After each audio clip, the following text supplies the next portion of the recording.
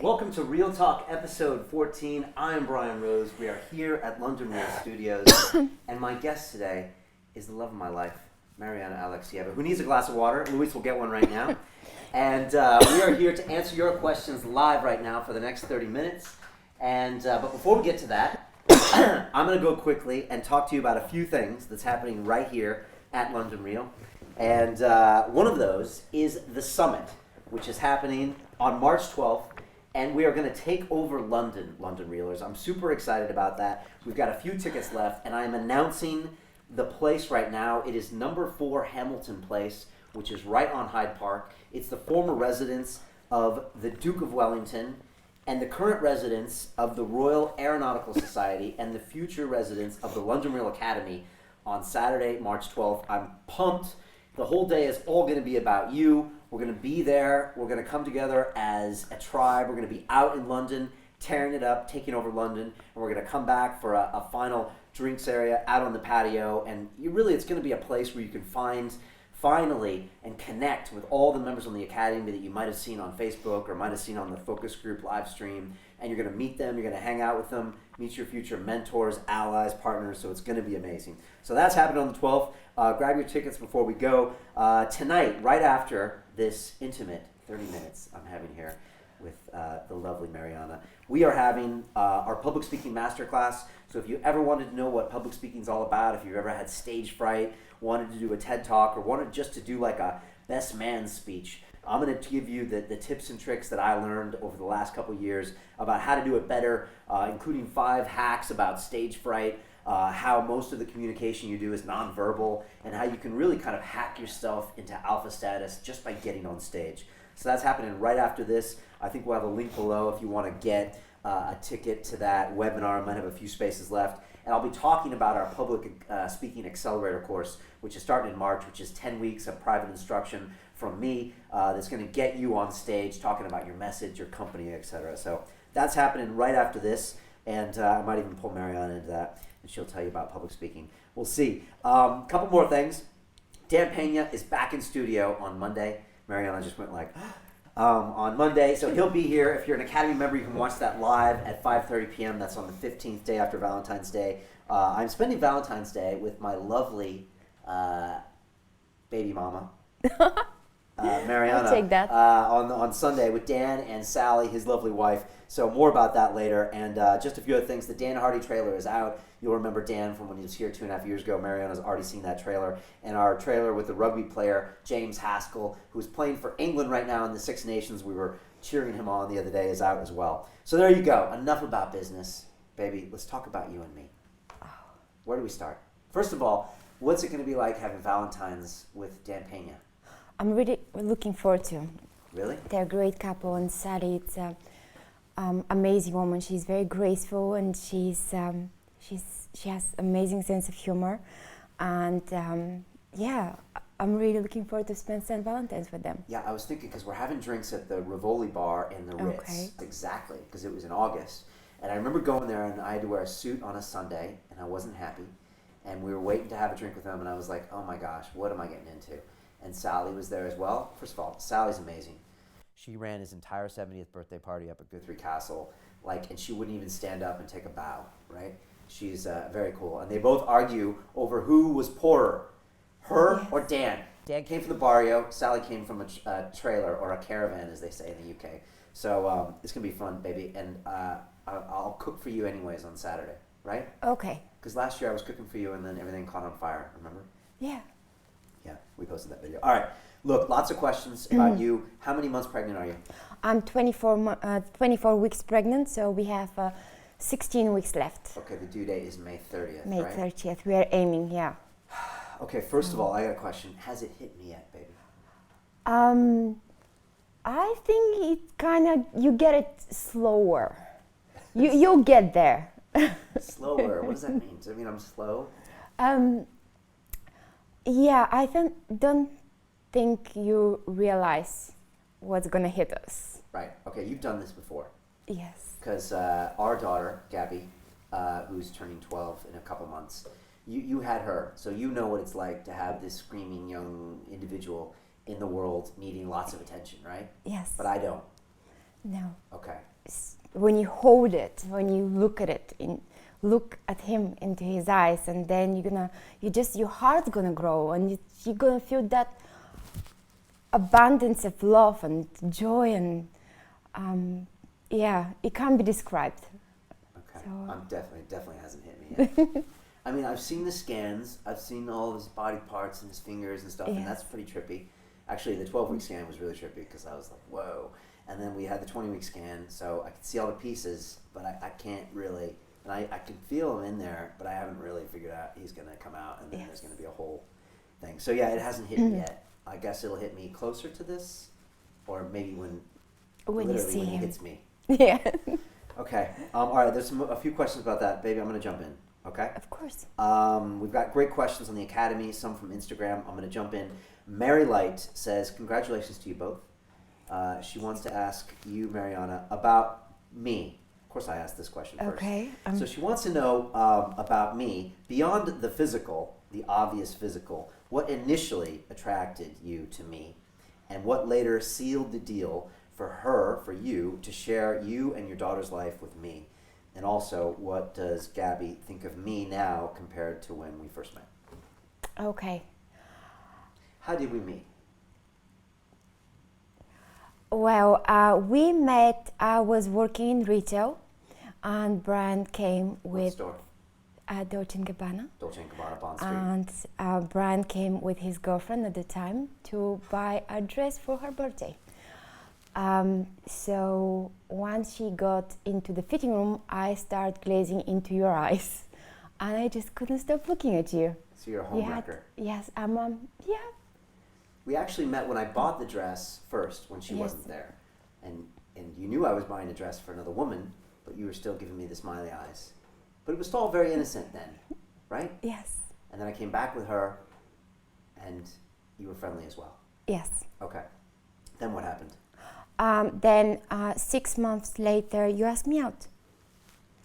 Took me a long time, huh? Did? I like that. You do? That I took my time? Yeah. All the pickup artists say I should have gone in the next day, and No, I don't think so. I think I knew that you're in a relationship that you need to get out, and I was waiting for you to be ready. Wow. Okay. Yeah.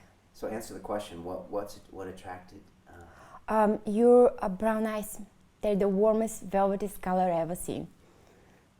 That's very nice to say, baby. My brown eyes. That's it. Mm-hmm. Really? Yes. And you thought I was a personal trainer? Yes, I thought you're a personal trainer giving your last amount of cash for your girlfriend's birthday party dress. I thought that's the sweetest thing. I had it in my mind. All right, now that's the physical. What else sealed the deal about me, and what made you want to share you and Gabby's life with me? How genuine you are, and how honest you are, and warm, and you always stick to your words, and you never let me down. You get me crying here, babe. Okay, I'm gonna move on to the next question.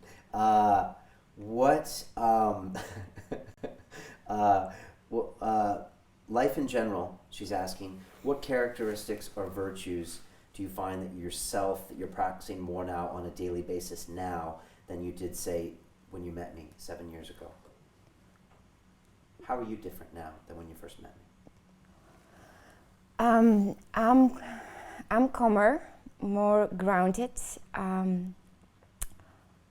I pay attention more to myself, to my feelings, and I'm more aware of my own being.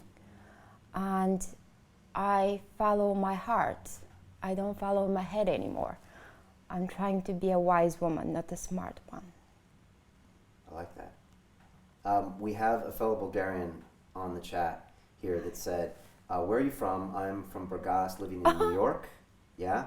And I was wondering if you could tell us about Bulgaria, where it is, what it's like to grow up there, and why you came to London.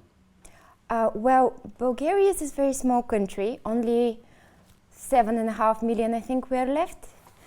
But it's wonderful. It's very family orientated, and I'm from Burgas as well. I'm from the seaside, and I had the most amazing childhood there. So much freedom and the sun and the sea, and running around till 11 o'clock in the night.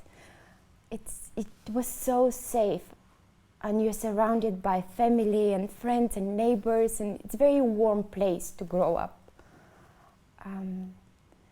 What is like I love being Bulgarian in London. I love being an immigrant in England. You do? Yeah. Why do you love being an immigrant in England? Because it makes you work harder, and it makes you you do appreciate stuff more, I think, once you come from another country. And I love London. I feel like I'm in the vortex of everything happening, culture and architecture, and people were so welcoming. You can still be Bulgarian. You can be any nationality in London. You don't have to become English woman. And what was it like growing up in the communist times of Bulgaria? Very humbling experience. Everybody had the same. We couldn't travel, that was the downside. But you do appreciate stuff more. Still, when I see a glass Diet Coke, Coca-Cola bottle, still makes me laugh. Why? Because I saw it, I think, when I was 11 for the first time. I thought it's the most beautiful design. Because you guys didn't have like a design. No exported goods, no. Okay. And do you ever think you'll move back? No. My heart is set up in London. All right, I got another question for you. Okay. This one is from Lucia as well, the Bulgarian from Burgas, and she said, if you have to single out one component that is the hardest supporting Brian throughout my transformational journey, what would that be? Because, baby, let's be honest, you got to see me working in the city, quit my job, not know what I was doing for 6 months, literally start broadcasting myself from this place, and it was hard for many years, right? It was. It was hard. The hardest for me was to hold on to my ego and not project what you should be doing on you and telling you that you should get a job or pushing you. I saw your evolution, and all I can do was just sit back and support you of whatever you decide to do. Telling you what I think you should be doing, it wasn't a way. So just being there for you and wait to figure it out. I didn't know it's going to be only 6 months. I thought What? You thought it would just be 6 months? before you jump to the next venture. Oh, really? But Did you ever want to ask me if I was going to get a job? No, it wasn't my place to ask you. You had to figure it yourself. What do you think is the biggest thing that London Real changed about me since you met me? Or what have you seen me change? Well, like pieces of a puzzle, everything fits now. You were craving for those deep, meaningful conversations. You were searching, you were listening to books, but something was missing. And even me, when we spent so much time together and we talk a lot, I couldn't give you what you were looking for. You had to find it yourself. And once you start speaking and broadcasting yourself and declaring your thoughts, everything puzzled together. And you do what you love, and being able to watch that is just such joy. Thank you, babe. The question earlier was asking about Gabby. You watch us. I mean, do you remember when we first met, and then when we moved in together, and then now? What's it been like watching your daughter meet me, and then grow up with me as her father? Well, Gabby's father is not in the picture, so the only father she has, it's you. and she talks like you, she thinks like you, and you gave her so much, and she gave so much back to us. I don't even think of you as a stepfather. You're her father. You raise her up. Yeah, she changed my life hugely, and I mean, I talk about her a lot of times, but I mean, one of the reasons we all moved in together is because, like, I mean, you were running around like a crazy lady, baby, when I first met you, because I was living in Notting Hill and I was banking, and you were like you and her were living in South Woodford, out in Essex, and you would take the train in to work at Bond Street. Then you would like go home and put her to bed. Then you'd come see me, and then you would go back home and back to. You were like crazy, working nonstop, spending time with me and her, and it was madness. And I remember like going to one of her schools and just thinking like I didn't really like her school out there. It wasn't a bad school, but I was just like, this isn't right.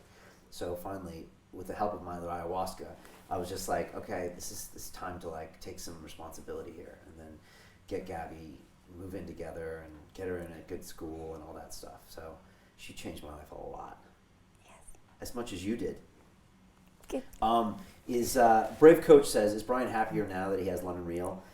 Is he a nicer person now that he has London Real? He said success and happiness are not always traveling together. Yes, they do. You Yes. can't be successful without being happy. What is success without happiness? They do travel together, and you're always been a nice person, a bit edgier, but you've always been a nice Is that person. a way of saying I was meaner? Not meaner, What was I edgier. like as a banker? Was I grumpy? Well, dating you pretty much was taming the beast. What does that mean? You were very edgy. You were you were very harsh on yourself. You weren't happy in your job, and you didn't see the answer. So, dating you, I mean, we both went through a really rough patch together. We had our own things going on. So, What was that? that was when Gabby was in Bulgaria. Okay. So, supporting each other and not telling each other what we should do. Okay. Can you talk about that real quickly? Yeah, Gabby was in Bulgaria for 2 years. Right after we met. Yeah, right after we met. She was kidnapped. She was taken back to Bulgaria by her father, and you had to fight for 2 years to get her back, right? Yes. And so that was like 4 or 5 months after we started dating. No, 6 months. 6 months. Because I asked you out on your birthday. Another great move for anyone that wants to know. Ask a girl out on her birthday. But yeah, then Gabby was taken, and you really fought really hard for her for 2 years. And baby, that's one of the things I always love and admire about you, is that you really fought super hard for her. And I know it looked really hopeless, because the Bulgarian justice system was like not really EU or Western at some points, and they were always messing you around. It looked like, they were kind of conspiring against you, but you kept fighting, and you had the lawyers, and finally you kind of got justice, because she was illegally taken out of this country, and so that was a tough period for you. Yes. But it also was like really important, right? It was. There was no other way. I wouldn't leave my child. I was, yeah. But it showed me what I'm made of. So I believe everything happens for a reason in life. So that gave me such a big lesson. It showed me how much stronger I am. I didn't think I can go through the 9 loops of hell for 2 years, which is a really long time. And keeping a relationship and fighting for your child and traveling like almost every month, it built up a character in me. Yeah, what a great guy to hang out for all that drama. I don't know, how did you hang out? Yeah, I don't know, baby. I love you. That's why. And I was impressed by how hard you fought, and it was a crazy time, and we forget how hard that was. But I'm glad you got her back, baby, because it changed my life too. So, all right, a couple more questions here. The founder of Nigeria Reel, Lucky Salu, who was here 3 weeks ago for the focus group. I love that guy. He says, my questions to Mariana is this. One, how do you tell Brian Rose when he does something wrong, be it London Real or personally? Two, how do you encourage him when he is low or in a bad mood? And three, how do you get him not to talk about London Real at home all the time? Okay. First, when he does something wrong, that will be my opinion. So projecting my ego on you, I don't think it's going to be right. So, okay, and I'll beat you to it, right? I'll tell me I'm wrong before you will, maybe. But all right, okay, that's a good answer, very strategic and political. Number two. Number two. When I'm low or in a bad mood, how do you encourage me? I do talk about myself. Really? Yeah. Mariana is like a mother. Like anytime I tell her a problem, she's always on my side. Oh well, they're just that, or it's always going to be great, or you're great, or you're always taking my side. It's crazy. All right, how do you get me not to talk about London Real at home all the time? I love you talking about London Real. It's such a big part of our life. You come home and we talk about it, and I love every piece of information you give me. I do appreciate that you talk about your work. This is, I think, a really good sign. When you used to work in the city, I barely take something out of you. Now you're just home and you open your heart and you tell me. And you no longer hold anything inside you. You're so open. Yeah, I'm nicer too, right? I used to not text you when we first started going out. I didn't use the love word for like 3 years, right? You didn't tell that you love me until we moved in together. Really? Yeah. How many years is that? 6. Come on. Mm-hmm. Wasn't that? I just knew it. I don't believe that. But no, I was angrier and harder back then. And I remember coming home, I just had to keep it all contained because it was just like I had these horrible, nasty days where just these horrible things, and bankers would just put me through the ringer, and like I could come home and I just didn't want to tell you about it because it was just revisiting and reliving the horror. And so I would just bottle it up and, whatever, try to deal with it. But I guess that's not the healthiest of things, is it? And now all I do is talk about London Real, right? That's a good sign. Is it? Yes. Okay. Stefka Angelova. Zdrasti, Stefka. Zdrasti, Stefka. Can you tell someone's Bulgarian by their surname? The Ovas and the Evas. Yeah, but they might be Russian as well. Okay, all right. She says, do you believe that as women we can have it all? The family, the kids, the career or successful business, taking good care of yourself at the same time. Is that possible, and what is important to you in life? Yes, it's possible, but not in that order. You should start taking care of yourself first. Then go to your family and loved ones, because they are the one that matters when you're about to go off this earth. And then you should start thinking about your business or career. I think in that order. You can't have a successful business if you're not taking care of yourself, or if you're compromising with your family, which leads to you should love what you do. Because if you see your family is not supporting you, that means that something is missing. If they see you blooming and happy and successful, and they will be there to support you in that journey. But if you see you're coming home exhausted and you're not taking care of yourself and you're missing time with your loved ones, then it's really difficult to keep it all together. And you think that men have a big ego. These days I think women have a big ego, thinking we can do it all, and we take our family on our shoulders and we take career and we still want to look great, and we try to carry that way. It's like thinking we're gonna have it all, but having it all is such a long journey. There's no checkpoints that you stop and say, okay, I've made it, I have it all. So take care of yourself first, and take time for you, and take care of your family, and then you follow your passion. That's the only way, I think, to have it all. Powerful stuff, baby. You gotta start broadcasting. Yeah? At Thanksgiving, when we announced our son, I told a quick story at the Thanksgiving table, and I said, you and I remember it, we celebrated New Year's Eve in Hoxton Square, and I used to have this big duplex bachelor pad on Charlotte Road, and Gabby was still not back yet from Bulgaria. We were still fighting to get her back, and we went out there, and the fireworks went off, and And you said, I made a wish. And I was like, what was your wish? And you said, I can't tell you, or it's not going to come true, or some nonsense. I don't know. And I was like, I pushed you. I said, what was your wish? What did you tell me?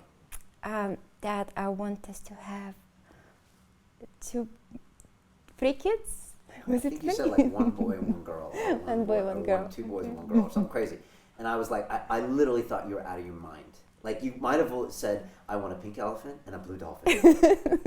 Like, I was And you just like, went along I with was it. just like, what are you talking about, you crazy lady? You know, that is so not in my reality whatsoever. And I remember you told me that, and I was just like, that's so out of your mind. Did you always know we were going to have babies? Yes, yes.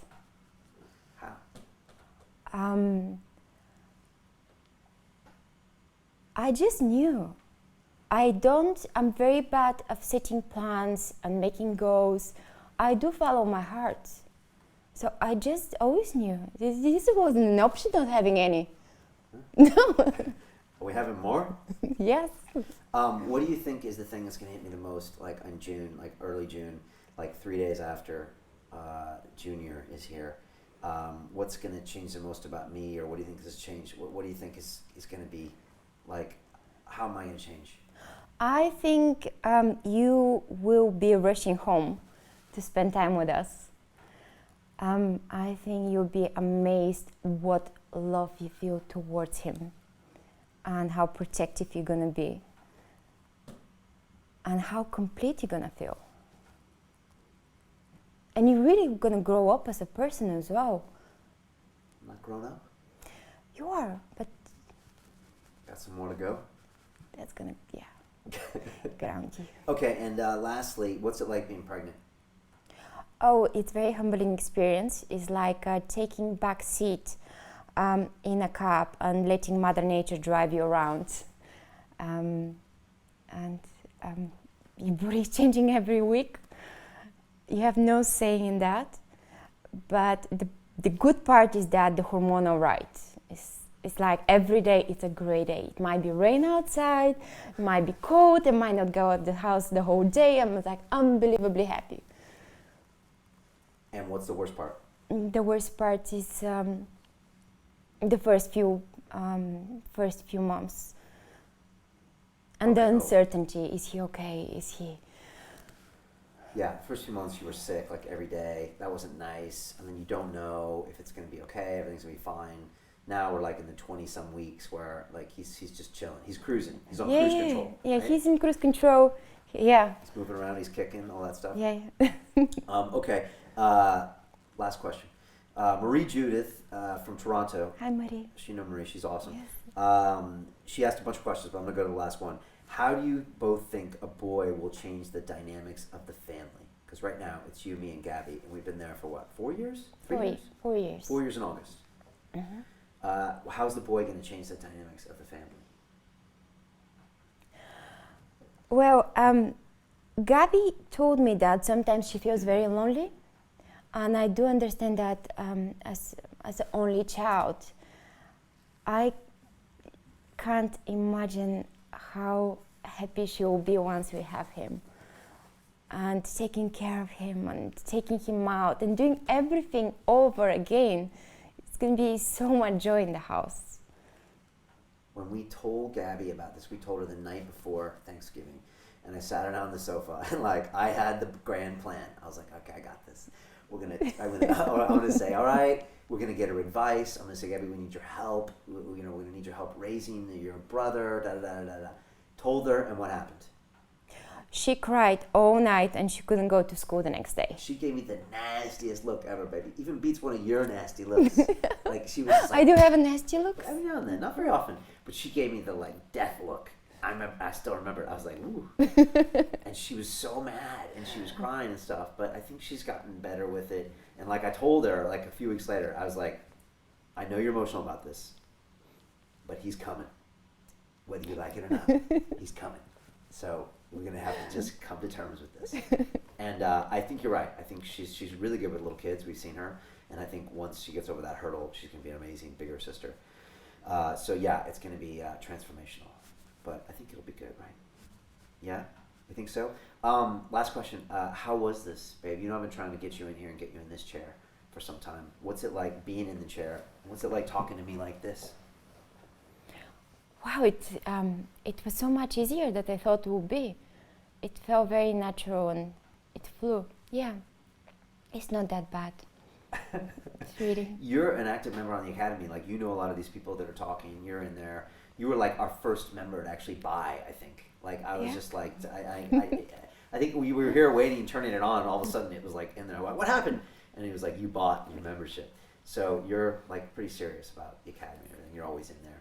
What do you see when you see the Academy? Or like, what has surprised you over the last year, and like you've seen it change and all that stuff? What surprised me always is the energy. Every time when I come to a focus group, I see those driven people that I call them carry the light with them, because their minds are so searching and they're so the same, so unique, but so the same in a way of like, they want to know more, they want to have connections, they want to grow business, they want to support each other. And you don't meet people like that on a daily basis. You might meet your colleagues, one or two, they're okay, but you're going to stick with them anyway. And you don't see them in your friends very often. You end up with your friends complaining about stuff or supporting them, but not really drive yourself for something bigger. So the Academy, it gives them a platform to be their best. And I see Olive and I see Tony and I see them, Arwa, and they're forming these deeper connections. And it's been how many months? 10 months. 10 months, and they already feel like a family. And they're pushing each other. It's absolutely amazing. Yeah, when I see the focus group energy, it's like it's incredible. And like one of my good buddies, Matt, who I train with and do my monkey stuff with, he was like, he said to me one day, he's like, Brian, he's like, that's not normal. He said, all the people I hang out with, when I have an idea or a big plan, they put it down. They're like, you can't do that. No one can do that. People have tried that. And he's like, when you come to these focus groups, people are like, how can we help you do that? How can we make you do that? Let's do this together. And like I'm telling you, the energy of the focus group, we're trying to capture with the live stream and with the videos that we made, but it's really hard to capture like that kind of positive energy of all these people that never met each other, and yet that we have this common bond that I guess we like listening and being inspired by great things. So I'm humbled by it. I still can't believe it. I'm still, I just feel really honored that we're part of it. So I know, it's like magic. When we meet people that watch London Real, they're always the nicest people. The most incredible people ever. All right, I'm cutting you off, babe. Okay. That's 30 minutes. That's real talk. I'm coming back. You are? I am coming All right, back. if you want her back, if you want her to take my seat maybe and interview someone else for like a guest host, then we can do that. I'm sure you have more questions for Mariana. Again, it's like 30 minutes. It's hard to ask you the good stuff, but I know it's all there, babe. And I think everyone saw a little bit of tonight of why you are the love of my life, baby. You're my North Star.